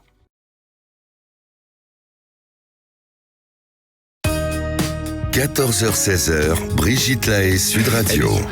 Toujours avec Bruno Deval, on continue à évoquer le périnée bien sûr, mais on va faire une petite pause et on va parler du rêve avec Emma qui nous rejoint. Alors comme chaque vendredi, je vous donne quelques petites infos. On va parler des rêves où on vole. C'est des rêves très très fréquents et qui n'a jamais eu envie de s'envoler, en quelque sorte. Et je pense tout de suite à Icare qui a voulu aller si haut haut, qu'il se brûla les ailes. C'est un mythe très intéressant à analyser. Alors voler, ça indique souvent un désir de liberté, en tout cas de fuite vers un ailleurs. Je crois que quand on rêve qu'on vole, il faut faire attention de ne pas vouloir éviter à tout prix d'affronter la réalité. Mais ça peut aussi indiquer qu'on a envie de prendre un peu de hauteur. C'est peut-être un signe d'ambition, aller un peu plus haut. Et si vous rêvez que vous ne parvenez pas à vous envoler, ça indique peut-être que vous êtes englué dans une situation. Et quant aux rêves de chute, ils sont aussi également très fréquents. Et d'ailleurs, très souvent, quand on rêve d'une chute comme ça, on est réveillé, tant la sensation de la chute est désagréable. En tout cas, une chute, ça révèle souvent un sentiment d'insécurité, une peur d'échouer ou d'être déçu. Enfin bref, quand on chute, on tombe de haut. Voilà ce qu'on peut dire sur tout ce qui concerne le vol. Emma, bonjour. Oui, bonjour Brigitte, bonjour Bruno. Bonjour Emma. Merci d'être avec nous. Alors racontez-nous, quel est votre rêve ? Oui, alors je vous donne juste un petit peu le contexte parce que je suis quelqu'un qui ne rêve jamais. Oui. Grosso modo, j'ai vraiment un sommeil très profond. Voilà. Donc en fait là, j'ai fait un rêve suite à à des séances d'hypnose parce que je suis suivie par rapport à, on va dire, à quelque chose qui est nommé stress post-traumatique. Du coup, on me suit un petit peu en hypnose pour m'aider un petit peu à vous soulager de ce traumatisme. Voilà, oui. Voilà, c'est ça. Et en fait, quand je vais à ces séances, une fois par mois à peu près, souvent je rêve, c'est très agité, alors que d'habitude je ne rêve pas. Ce qui montre l'efficacité de vos séances. Oui, voilà. Et donc récemment, donc hier, pas plus tard qu'hier, j'ai fait un rêve un peu, du coup, qui est avec le thème, qui serait en rapport avec le thème d'aujourd'hui. Donc je rêvais que j'étais en présence d'une très vieille dame, pas très jolie, très très maigre, enfin bon voilà, très âgée. Et cette dame était enceinte, et elle était enceinte de mon mari. Mais c'est-à-dire que j'étais moi avec mon mari, dans ma tête j'étais mariée avec mon mari, mais cette dame était enceinte de lui et ça me posait aucun problème. C'est-à-dire que de nature, je vais pas dire que je suis jalouse, mais ça m'agacerait s'il y avait quelque chose. Il y a rien mais nos rêves sont surprenants. Voilà. Et alors là, j'étais complètement à l'aise avec ça. C'était vraiment, je trouvais ça super et il me tardait d'assister à l'accouchement de cette dame et d'y aller avec lui. Mmh. Voilà. C'est un rêve très positif, Emma. Ah, bon. Parce qu'en fait, cette vieille dame, c'est certainement vous. Et vous êtes certainement en train d'accoucher de vous-même grâce peut-être aux séances d'hypnose. Peut-être. Et je crois que vraiment que dans ce rêve, moi, je n'y vois pas. Bon, alors après, cette vieille dame, ça peut représenter peut-être aussi la sagesse, ça peut représenter beaucoup de choses. Enfin, je ne sais pas. Mais en plus, on le voit bien dans ce rêve, vous le vivez très bien. Vous n'êtes pas du tout. Oui. Vous voyez, vous n'avez pas posé cette femme dans votre rêve comme une rivale. Non, pas du tout. En fait. Et même, il me tardait vraiment, je disais, enfin, je vais assister à la naissance de mon enfant, alors que c'était pas moi qui accouchais, quoi.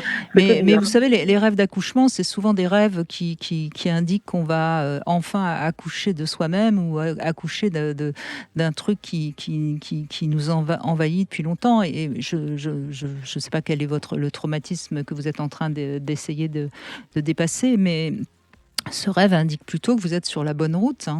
Ah ça serait une bonne nouvelle, effectivement. Je le voyais pas comme ça, mais je le voyais rien du tout. J'étais étonnée juste, mais effectivement, c'est positif. Alors, je vous remercie. Ben non, c'est pas moi, c'est votre rêve, c'est votre inconscient qui quelque part avance. Et d'ailleurs, c'est intéressant parce que vous dites que vous ne rêvez jamais. On rêve tous. Tout le monde. Oui, je m'en souviens pas. Mais il y a beaucoup de gens, en effet, qui ne se souviennent pas de leurs rêves, ou alors ils s'en souviennent vaguement le matin, et puis ça s'efface. Alors les rêves sont parfois très accablants, c'est pas toujours très très très très facile à interpréter. Mais moi, je pense et j'imagine que dans votre couple, pour l'instant, ça va bien. Oui, ça va. On s'entend, on est mariés depuis bientôt 20 ans et ma foi, il y a des hauts débats comme tout le monde, mais après... Parce qu'il est là aussi, vous voyez, dans votre rêve, donc ça veut dire que vous avez... vous avez à côté on est très proches. Voilà, vous avez à côté de vous quelqu'un sur qui vous pouvez compter, ça indique aussi que votre couple, lui, va bien. C'est vous qui avez besoin de de mûrir et puis de mettre au monde, si je puis dire, une nouvelle femme qui aura dépassé son traumatisme. Bon, j'espère. Merci beaucoup. Donc continuez, visiblement ces séances d'hypnose vous font du bien. Oui. Je pense aussi. Et en plus, je me réfugie, moi, dans le sommeil. C'est justement pour ça, je pense que je dors beaucoup et que très profondément, il y a un trou noir. Donc, ça m'aidait à fuir la réalité. Et voilà. Donc, c'est pour ça que je rêve... C'est une bonne thérapie, le sommeil. Parce que justement, quand on se réfugie dans le sommeil, quelque part, on laisse notre inconscient faire son travail. Oui, c'est vrai. C'est mieux ça montre d'ailleurs aussi que vous êtes quand même quelqu'un d'assez capable de lâcher, parce que pour arriver à dormir quand on a des soucis, c'est pas forcément facile. Oui, je pense que ça m'a sauvée. Je sais pas comment ça s'est fait, mais en tout cas, depuis qu'il y a eu ces problèmes un peu lourds, avant, je dormais pas comme ça. Et c'est vrai que ça m'a sauvée. Je pense vraiment, quand je vois des gens qui font des insomnies, d'ailleurs, je me dis, mais quelle horreur, ça doit être terrible. C'est très très pénible les insomnies. Mais là, en effet, vous réfugiez dans le sommeil et c'est une bonne manière de laisser votre inconscient faire un petit peu son travail tout seul. Puis quand vous vous réveillez, vous vous sentez pas mal? Non, jamais. Jamais. Enfin, je veux dire, après, il faut reprendre la réalité. Des fois, c'est pas forcément agréable, mais je veux dire, globalement, ça va. Et puis, plus j'avance dans le temps, plus ça va. Mais oui. Écoutez, quand on est dans une période comme ça, un peu difficile, c'est ce que vous semblez dire, et je ne veux pas être indiscrète, de temps en temps, si vous vous réveillez, que vous sentez... regardez derrière vous et regardez déjà tout le chemin que vous avez fait. Oui. Et quand on voit le chemin qu'on a fait, on se dit, ok, il y a encore du chemin à faire, mais déjà, ça, c'est fait. Oui, c'est ça. C'est une façon de positiver l'instant présent. Oui. Voilà. Je vous remercie beaucoup. Non, c'est nous. Merci d'avoir partagé ce rêve avec. Et puis là, au moins, c'est un accouchement où il n'y a pas de. Il n'y a pas de traumatisme. Il n'y a pas de douleur. Il n'y a pas de douleur. Ça passe tout seul. C'est ça. Il me tardait presque. J'étais un peu déçue de me réveiller, justement, parce que je ne pouvais pas y assister, en fait, en me réveillant. Voilà. Oui. Donc, vous voyez, ça confirme bien que c'est un rêve positif, puisque vous vous réveillez presque déçu d'arrêter votre rêve. Donc, ça, c'est aussi signe que c'est un rêve positif quand on se réveille et qu'on se dit mince. Oui. Parce que c'est vrai que c'est agréable quand on fait des rêves positifs. Est-ce que le rêve est réparateur ? Souvent, oui. En tout cas, il est intéressant à analyser parce que c'est toujours des messages qui peuvent nous aider à mieux comprendre où on en est et ce qu'on a à faire. Mais je vous remercie tous les deux. Mais je vous en prie, Emma. Au revoir, madame. Merci à vous. Alors, on va faire une petite pause et puis on va se retrouver pour le Love Conseil. On va parler de jouets intimes qui sont assez faciles à trouver puisque c'est des jouets du quotidien.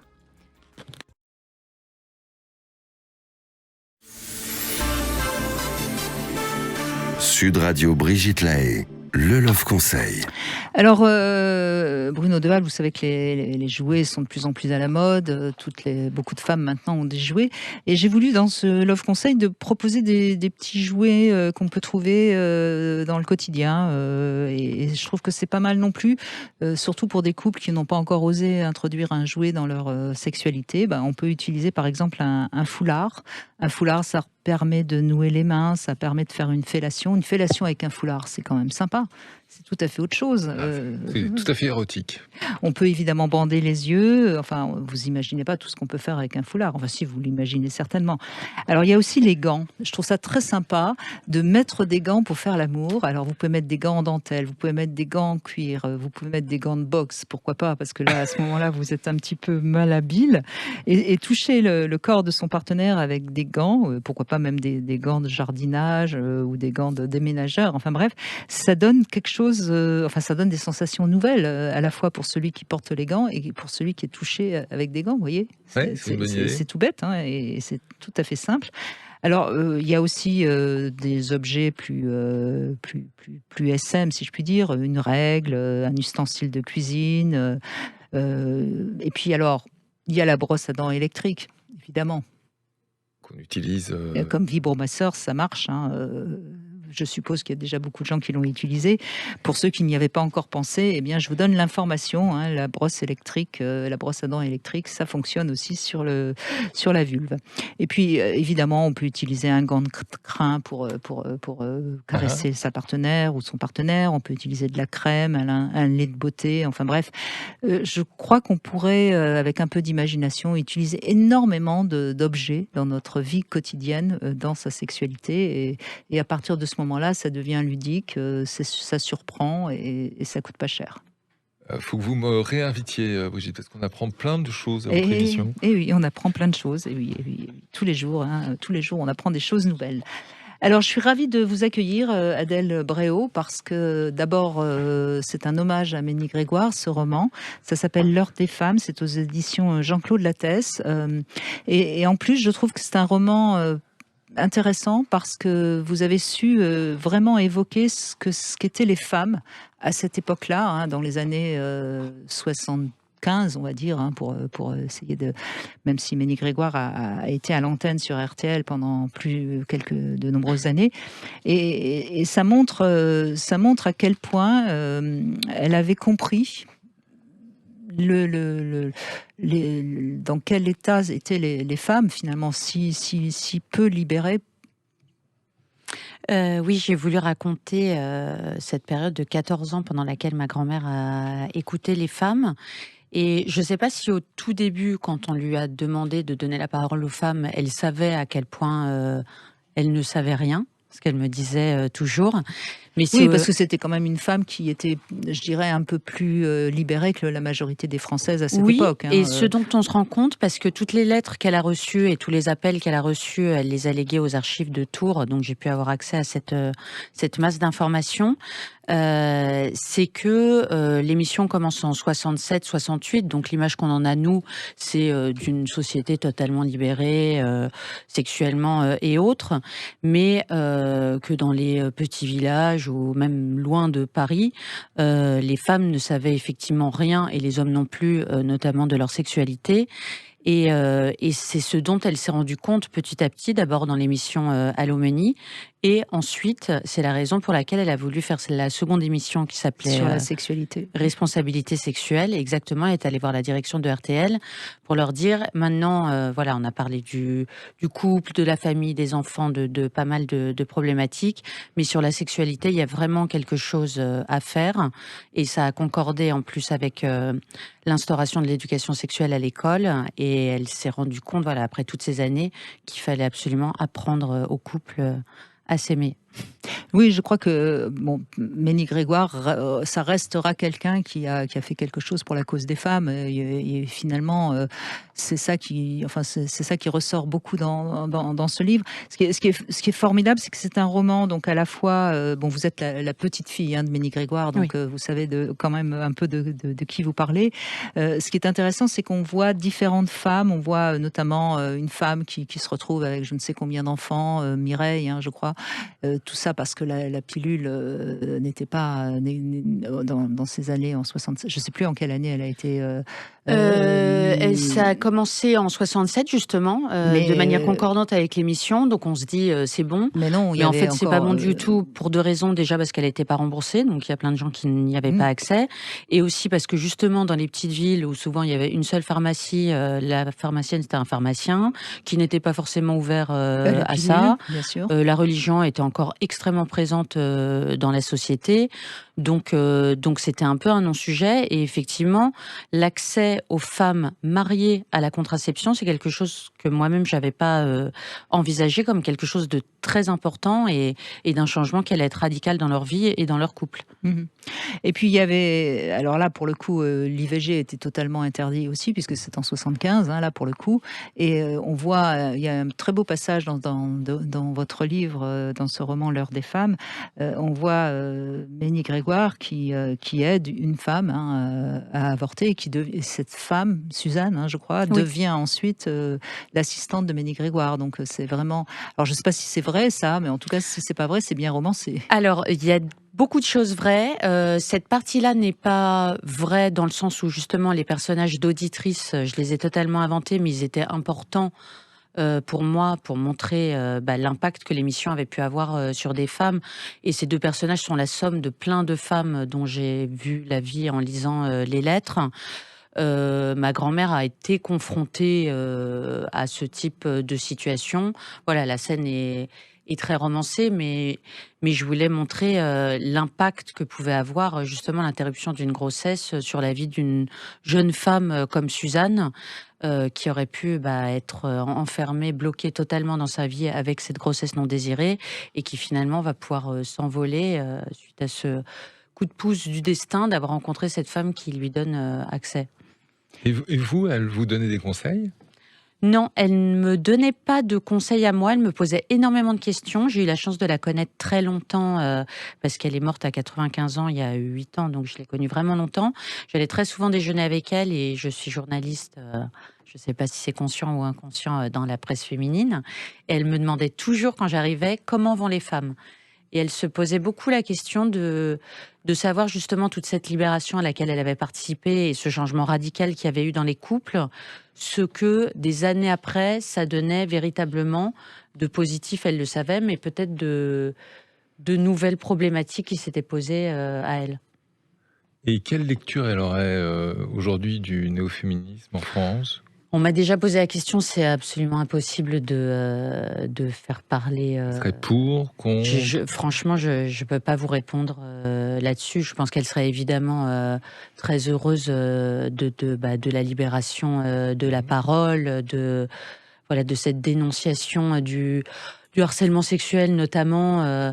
On parle beaucoup du backlash, c'est-à-dire des couvercles qu'on ouvre et qu'on referme, et c'est aussi la raison pour laquelle j'ai voulu écrire ce roman. Et d'ailleurs, je crois qu'à un moment, vous parlez de l'inceste dans le livre. Exactement. En fait, j'ai voulu écrire ce roman sous cette forme-là, avec un personnage contemporain, pour mettre en miroir les époques, sans poser de questions, mais en les soulevant notamment sur l'inceste. Oui, parce que le roman, pour vous expliquer, et pour expliquer aux auditeurs, Bruno Deval, c'est en fait une jeune journaliste à qui on confie un livre, je crois, sur Ménie Grégoire. Donc elle mène son enquête et en même temps, parallèlement, on voit Ménie Grégoire comme si on était à côté d'elle, quoi. Et on suit la vie de cette jeune femme aujourd'hui qui subit plein de choses dont on se dit qu'elles étaient réglées et qui ne le sont pas.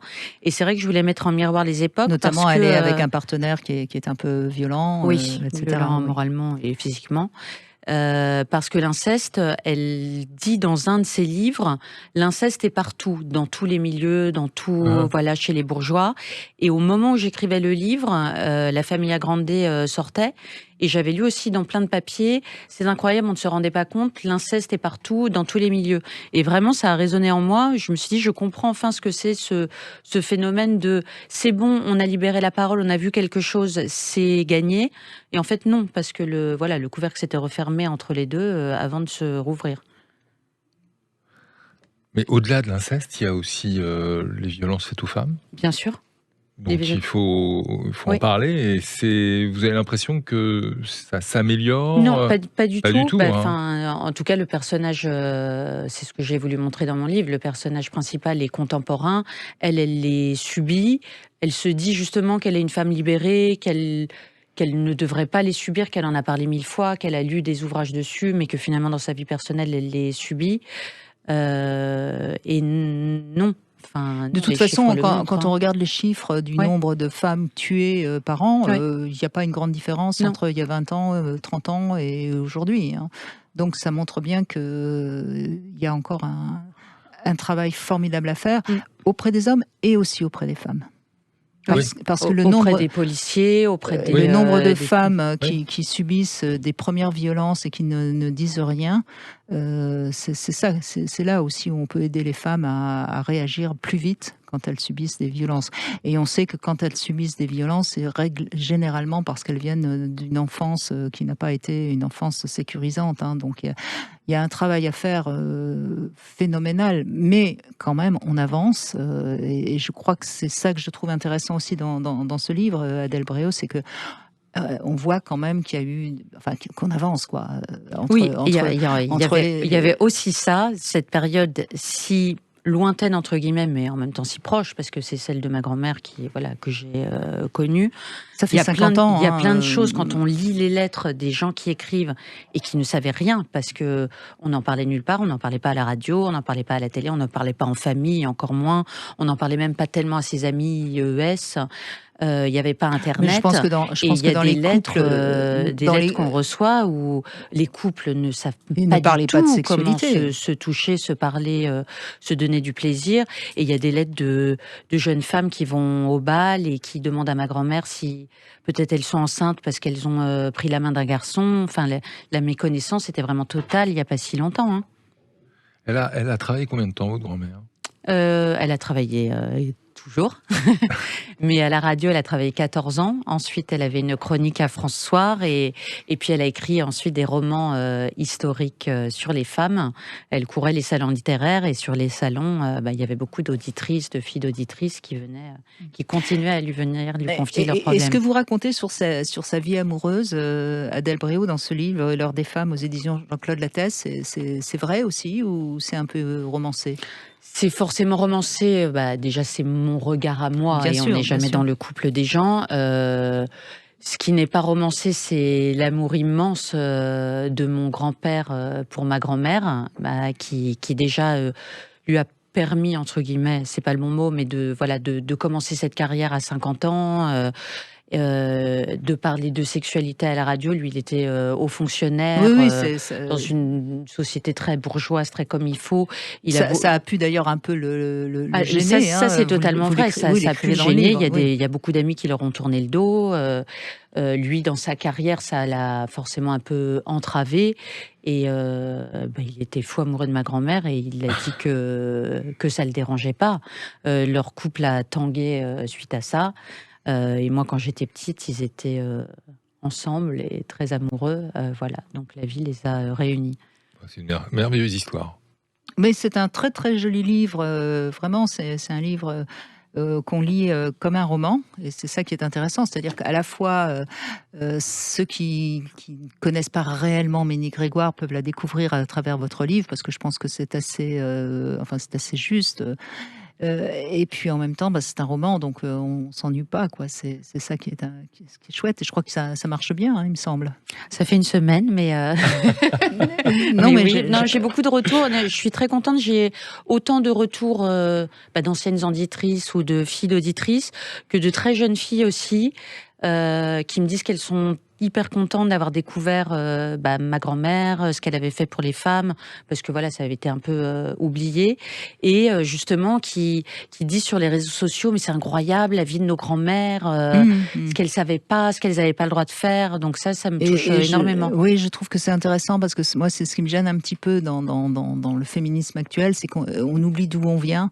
Et que bien sûr qu'il y a encore des combats à mener, certes, mais il faut peut-être parfois de temps en temps voir d'où on vient. Et il y a déjà eu beaucoup de choses qui ont avancé. Et c'est ce qu'on découvre justement pour ces jeunes femmes, que c'était peut-être beaucoup plus difficile d'être une femme dans les années 60 qu'aujourd'hui. Est-ce que le combat est terminé ou pas ? Ah non, non, sur plein de sujets, non. Mais c'est pas un combat non plus. Je pense que c'est quelque chose qu'on peut mener ensemble, hommes et femmes. C'est pour ça que je j'aime pas trop le terme de combat. Moi, je pense que je pense qu'il y a des hommes féministes et il y a des femmes qui sont anti-féministes. Donc c'est là où il faut qu'on avance ensemble et plus les uns contre les autres. Je pense que c'est comme ça qu'on va gagner peut-être à ce moment-là la bataille, si je puis dire. Vous êtes d'accord, non, Adèle Bréau ? Oui, en tout cas, c'est comme ça que ma grand-mère... féministe, c'est un mot que de mémoire, jamais entendu prononcer. Et pourtant, Dieu sait qu'elle a fait pour la libération de la parole des femmes et consacré une grande partie de sa vie aux femmes. Moi, pour l'avoir rencontrée et pour avoir suffisamment conversé avec elle aimait les hommes aussi. Elle aimait énormément les hommes. C'est pour ça qu'on le voit dans mon roman. Mon grand-père, qui est un homme, a énormément œuvré à son combat et donc au fait qu'elle puisse aider les femmes. Les hommes qui sont venus la chercher sur RTL pour faire parler les femmes, étaient des hommes. Donc oui, elle voyait vraiment tout ça de manière pas du tout. Mais je crois qu'elle était pour le respect de chacun, et puis elle avait compris en amont, parce que c'était quand même des années où on parlait pas beaucoup de sexualité, elle avait compris que la sexualité, c'est ce qui nous permet de nous construire en tant qu'homme ou en tant que femme, et qu'il fallait donc la libérer, et c'est ce qu'elle a fait. Oui, c'était très important pour elle. Ça. Oui, oui, je sais bien. Je sais bien. Bon, en tout cas, c'est un joli roman. Ça s'appelle L'heure des femmes. Merci Adèle Bréau d'être venue nous en parler. C'est aux éditions Jean-Claude Lattès. Alors, on fait une petite pause et puis on se retrouve bien sûr dans un instant sur Sud Radio. –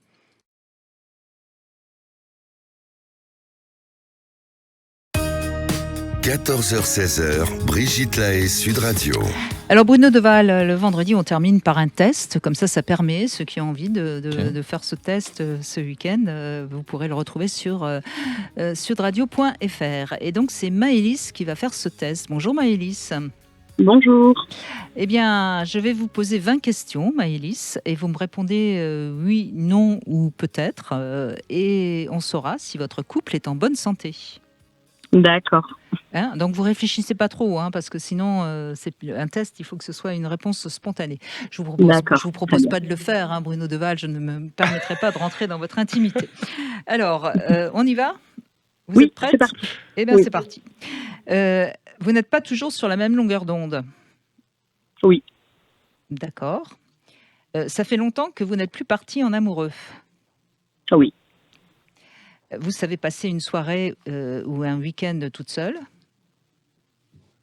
Oui. Vous faites l'amour moins d'une fois par semaine ? Non. Il vous arrive d'être agacé par ces petits défauts ? Oui. Vous aimez retrouver vos amis toute seule ? Oui. Votre partenaire a la critique facile ? Oui. Bah, dites donc. Avec le temps qui passe, vous vous sentez moins heureuse ? Peut-être. Il vous arrive de fantasmer sur quelqu'un d'autre ? Oui. Il vous arrive de bouder l'un envers l'autre ? Non. Vous vous sentez parfois incomprise ? Non.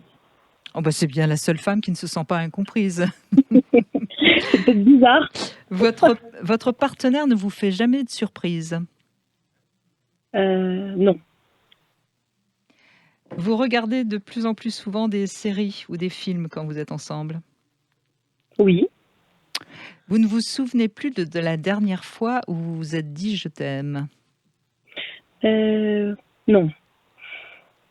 Il vous arrive de vous disputer pour des broutilles ? Oui. Les compliments sont peu fréquents entre vous ? Oui. Votre partenaire a tendance à se noyer de plus en plus dans le travail ? Oui. Votre partenaire a du mal à s'excuser ? Oui. Il y a peu de tendresse entre vous ? Oui. Et vous préférez faire chambre à part parce que c'est mieux pour le sommeil de chacun ?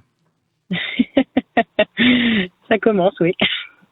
Bon, je ne sais pas si je vais compter, parce qu'à mon avis, vous êtes largement en danger. En danger. On n'a pas besoin de lire le résultat.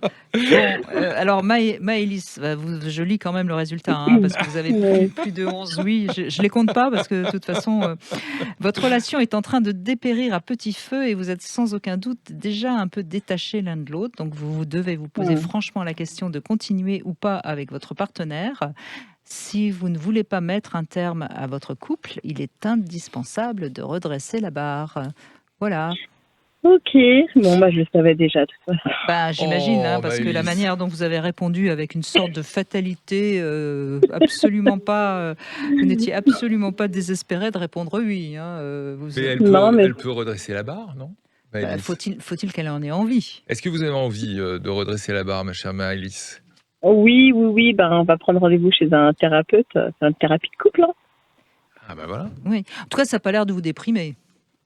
Non, mais parce que ça fait longtemps qu'on est ensemble, donc. Oui, bien sûr. J'ai l'impression que c'est malheureusement un peu la fin de l'histoire. Oui, mais c'est possible. De toute façon, quand on vit longtemps ensemble, on peut chacun aller vers un chemin différent. Et puis à un moment donné, nos chemins s'éloignent et puis on finit par plus être tout à fait sur la même longueur d'onde. C'est clair. Maintenant, reste à voir. Bon, l'important, c'est de rester quand même bons amis. peut-être qu'en effet, c'est peut-être bien d'envisager éventuellement une séparation. Mais en tout cas, ce qui est intéressant, c'est de voir si vous avez envie quand même d'essayer de redresser la barre ou pas, quoi. Posez-vous déjà vous toute seule la question. Et puis, si vous avez envie de redresser la barre, en effet, allez voir quelqu'un et voyez qu'est-ce qui va plus et qu'est-ce qui peut renaître, hein, parce que c'est vrai que on peut toujours repartir sur d'autres bases. Hein. Oui, j'espère que ce sera possible. Et puis là, pour l'instant, c'est plus colocataire que couple. Un peu ça. Mais Brigitte, les courbes peuvent s'éloigner et se rejoindre. Les courbes peuvent être sinusoïdales, non ? Faut être positif quand même, non ? Je sais pas, parce que je pense que vouloir sauver les couples à tout prix, c'est pas forcément c'est passéiste, ça. Ah bon ? Parce que finalement, je ne sais pas ce qu'il en est, Maëlys, puisque là on a fait le test, je vous ai pas spécialement questionné sur votre couple, mais si ça se trouve, vous prenez la décision de vous séparer. Bon, c'est un moment difficile, hein, une séparation, c'est toujours un deuil, hein, c'est jamais quelque chose de facile. Mais peut-être que l'un et l'autre, du coup, vous allez re-rencontrer quelqu'un d'autre avec qui vous allez être à nouveau amoureuse et pourquoi pas. Parce que parfois, quand on reste en couple, on se ferme aussi à une éventuelle nouvelle rencontre. Donc, c'est pas forcément une bonne idée de rester absolument en couple si, en effet, là, on voit bien que c'est quand même plus ce qu'on pourrait appeler un couple. D'ailleurs, vous l'avez dit, vous êtes colocataire. C'est ça, exactement, oui. Non, je pense que c'est effectivement se fermer la porte peut-être à d'autres personnes qui... Et peut-être que même lui, il gagnera à retrouver sa liberté. Voilà. Après, je ne dis pas qu'il faut le faire, j'en sais rien. Hein. C'est vous qui avez la réponse. Mais... Oui. Et lui, qu'est-ce qu'il dit ? Lui ? Oui. Oh non, il parle pas, c'est un homme. Hein. Il subit. Parce que les hommes ne parlent pas. C'est nouveau. Non, mais on est, on le voit, on se connaît depuis très longtemps, donc on sent bien que c'est la fin. C'est juste à celui qui prendra la décision, qui aura le courage de prendre la décision, en fait. Et c'est plus ça. Mais je le prends comme ça parce qu'effectivement, vaut mieux se séparer en bons termes encore, et puis peut-être rester amis, que de se séparer, d'attendre qu'il y en ait un qui trompe l'autre, etc. Oui, mais s'il a du mal à parler, ça va être compliqué de se séparer en bons termes. Hein. Ça, je pense ce serait pas mal, en effet, de peut-être déjà de prendre. Enfin bon. On est en fin d'émission. Si un jour vous avez envie d'en parler, de toute façon, Maëlys, on pourra évidemment vous prendre à l'antenne quand vous voulez. D'accord. Merci beaucoup. En tout cas. Merci beaucoup. Ce test, vous pouvez aller le faire, mais ne le faites peut-être pas en couple. Je suis pour la paix des ménages. En tout cas, merci Bruno Deval. Je rappelle que vous êtes l'auteur de ce livre, Le Périnée féminin. On en a parlé un petit peu durant ces 2 heures. C'est aux éditions du Rocher. Vous expliquez d'abord ce que c'est que le périnée et tout ce qu'on peut faire pour l'entretenir. Et puis ensuite, vous passez aussi en revue tous les périnées douloureux, les périnées en danger. On n'a pas parlé aussi de l'excision, on aurait pu en parler, c'est aussi quelque chose contre lequel il faut lutter parce que ça existe encore malheureusement en France. Merci beaucoup Bruno Deval, merci à vous. Je peux dire un mot ? Oui, allez-y, je vous en prie. Je voudrais vous remercier. Mais je vous en prie. C'était un plaisir de participer à cette émission. C'est un rêve de gosse que de faire de la radio et de faire de la radio avec vous. C'est un véritable bonheur. Donc, merci beaucoup, Brigitte. Je vous en prie, vous reviendrez. Tout de suite, vous retrouvez C'est votre avenir. Lundi, on sera avec Hélène Vécali. On parlera des pervers narcissiques et on vous aidera à les reconnaître surtout.